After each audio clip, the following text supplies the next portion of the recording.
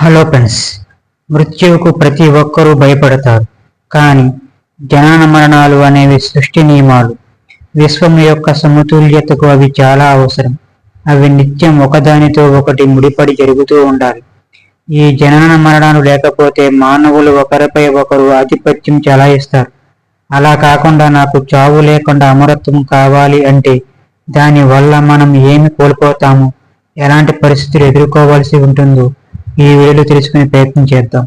ఈ వీడియోను చివరి వరకు చూసి కామెంట్ చేసి లైక్ చేయండి. అలాగే మన ఛానల్ను దయచేసి సబ్స్క్రైబ్ చేసుకోండి. అనగనగా ఒక రాజ్యం.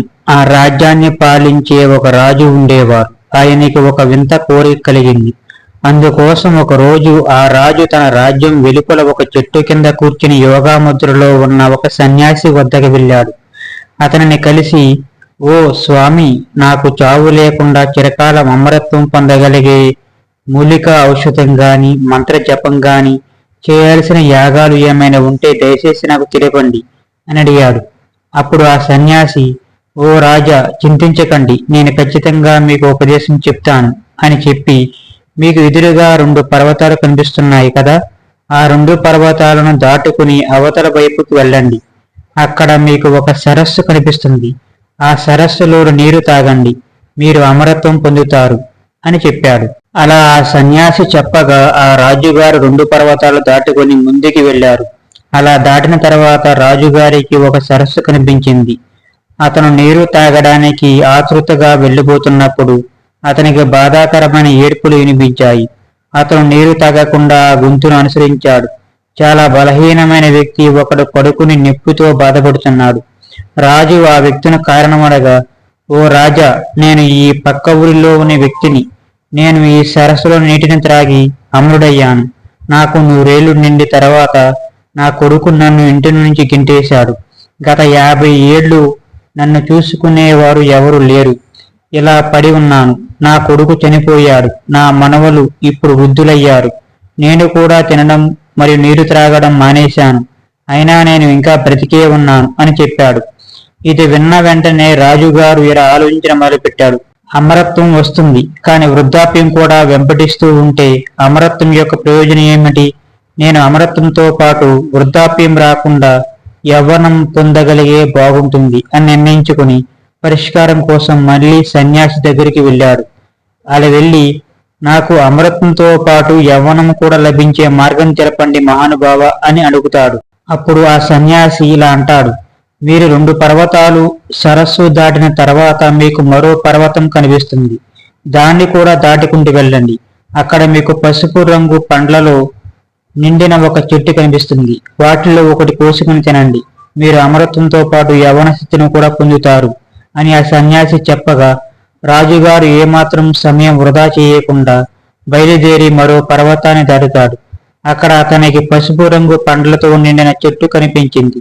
పండ్లను తెంపి తినబోతుంటే కొందరు గట్టిగా అరుస్తూ పోట్లాడుకోవడం వినిపించింది. ఇంత మారుమూల ప్రదేశంలో ఎవరు పోట్లాడుకుంటున్నారో అని ఆలోచించాడు. ఈ రాజుగారు 4 యువకులను గొంతెత్తి వాదించుకోవడం చూశాడు. అలా వాదించుకుంటూ ఆ మారుమూలగాలో పోట్లాడుకోవడానికి కారణం ఏమిటని రాజుగారు వాళ్ళని అడిగారు. వారిలో ఒకడు, నాకు 250 సంవత్సరాలు, నా కుడివైపు ఉన్న వ్యక్తి 300 సంవత్సరాలు, అతను నాకు ఆస్తి ఇవ్వడం లేదు అని చెప్పి రాజు సమాధానం కోసం అవతల వ్యక్తి వైపు చూసినప్పుడు, అతను నా కుడివైపు మా నాన్న ఉన్నాడు. అతను 350 సంవత్సరాలు వయస్సు. అతను తన ఆస్తిని నాకు ఇవ్వనప్పుడు నేను నా కొడుకు ఎలా ఇస్తాను అని సమాధానం ఇచ్చాడు. మరి నువ్వెందుకు ఇవ్వలేదు అని అడగగా ఆ వ్యక్తి అదే సమాధానం కలిగి ఉన్న 400 సంవత్సరాల వయస్సు గల అతని తండ్రిని చూపించాడు. ఆస్తి కోసం అంతులేని మా పోరాటాలు చూసి తట్టుకోలేక మా గ్రామ ప్రజలు మమ్మల్ని ఊరి నుంచి బహిష్కరించారు అని రాజుకు చెప్పారు అని అడుగురు. ఇది చూసిన తర్వాత రాజుగారి దిగ్భ్రాంతికి గురై సన్యాసి వద్దకు తిరిగి వచ్చి, అయ్యా మహాప్రభు, మరణం యొక్క ప్రాముఖ్యతను నాకు తెలియజేసినందుకు ధన్యవాదాలు అన్నాడు. అప్పుడు ఆ సన్యాసి ఇలా అన్నారు, మరణం ఉంది కాబట్టి ఈ ప్రపంచంలో ప్రేమ ఉంది.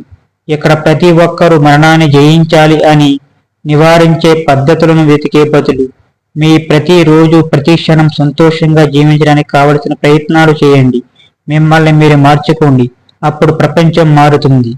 కనీసం రోజుకి ఒకటి చొప్పున వారంలో ఈ క్రింద 7 నియమాలు పాటించడం ద్వారా మన మీద భగవంతుడి కృప ఉంటుంది. మీరు స్నానం చేసేటప్పుడు భగవంతుని నామాన్ని జపిస్తే అది తీర్థస్నానం అంటే పవిత్ర స్నానం లాగా ఉంటుంది.